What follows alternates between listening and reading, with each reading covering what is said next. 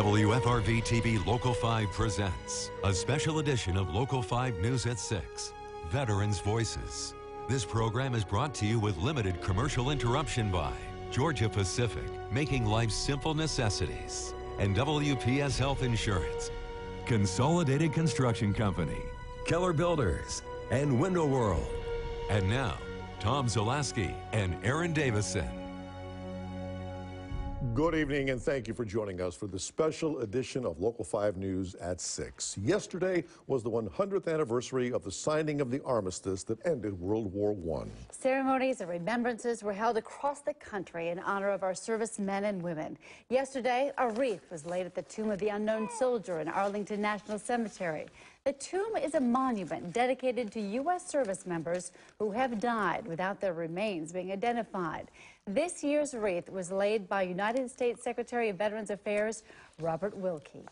In Appleton, veterans, politicians, and community members joined together to honor veterans and remember those lost in battle or those who never returned home. Alexandra Burnley brings us the story from the Outagamie County Courthouse.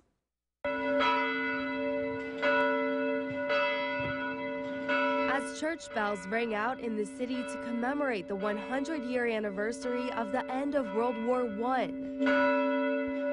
a service was underway in Appleton honoring our veterans.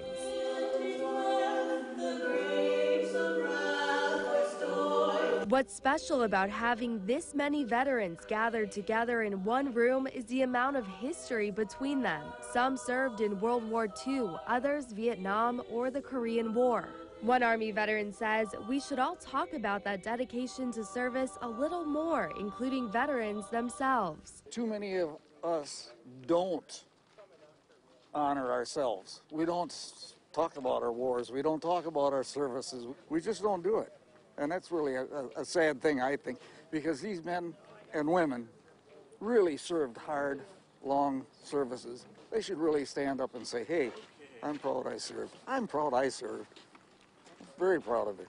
These veterans protected our country in a way that America could continue to be the country that it is. They have defended our democracy from outside threats. We went out and fought for the brave and the free. And if it wasn't for the Army and the military, there wouldn't be no free. Not all our veterans came home to a warm welcome. Just ask any of them who served in Vietnam. That was the hardest part of Vietnam, was the fact that we came home and we were called different names for being there. War is war. We have to preserve our freedom somehow. And if going to war is what it takes, that's what we do. That's why we pay our respects to veterans this Sunday and thank them for their service when we see them out and about. We honor our guys because of the fact that they went with us or those that went before us. In Appleton, Alexandra Burnley, Local 5 News.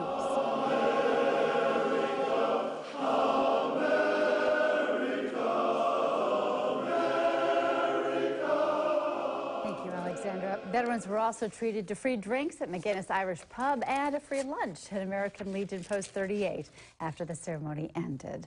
Well, veterans were honored this morning at an elementary school on Green Bay's west side. And Local 5's Chris Schuler was there as hundreds of young students said thank you. We can, however, recognize and thank 25 million veterans still living today. At Keller Elementary School, Veterans Day observances began with the raising of the American flag. Today is a very special day. Today is the day that we observe Veterans Day. And then headed into the school's gym to say thank you to American heroes. For us, it's important that they understand that there are people that made sacrifices so that they can live in the country they live and in the way they live. This first annual celebration at Keller honored all veterans from the Marines, Coast Guard, and Air Force. I joined during the time of a draft, but I was not drafted. I did join and enlisted in the Air Force. It was important to me to serve. Veterans in the Navy and Army, too. We're all on the same team. We're all on the same team. Each spoke briefly, trying to drive home to these young students the sacrifices members of the military make every single day. Keeping us safe, protecting our democracy, the freedoms that we have by the Constitution. That's what they're all working for.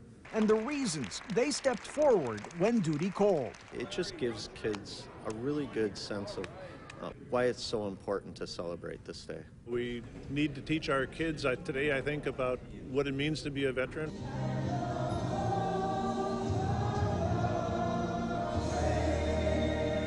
And Monday, these children learn directly from those who deserve so much. Reporting in Green Bay, Chris Schuler, Local 5 News.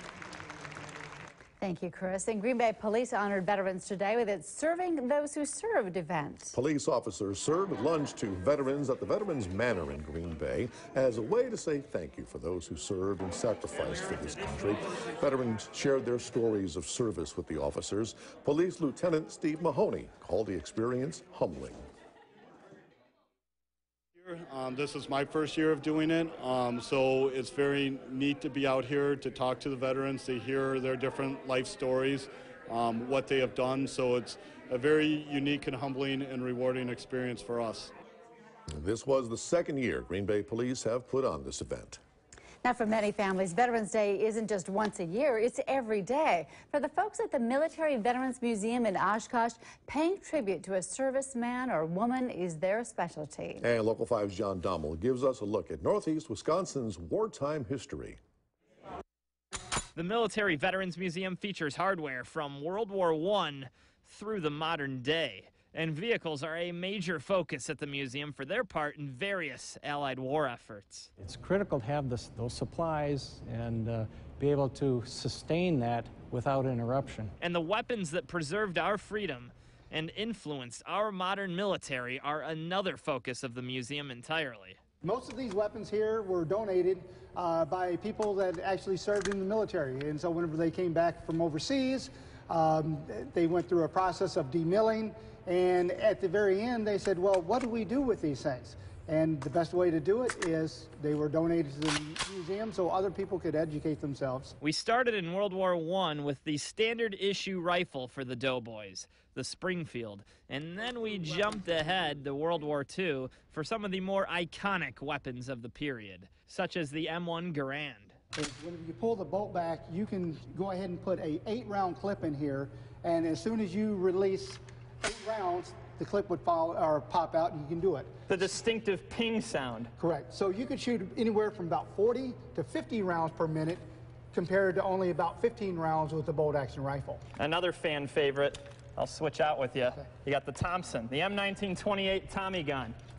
Correct. So this one came out shortly again after World War I. This was a intermediate weapon. It shot a .45 caliber cartridge, and it could shoot up to about 150 yards. With several expansions planned in the years to come, the history on display at the museum will only get richer. Reporting in Oshkosh, John Dommel, Local 5 News. Thank you, John. And that Military Veterans Museum is open Friday through Sunday from 10 till 5 p.m. As we go to break, we hear more from the men and women who served our country. We're all veterans. We all did raise our hand once upon a time and say, yes, I will serve this country of ours.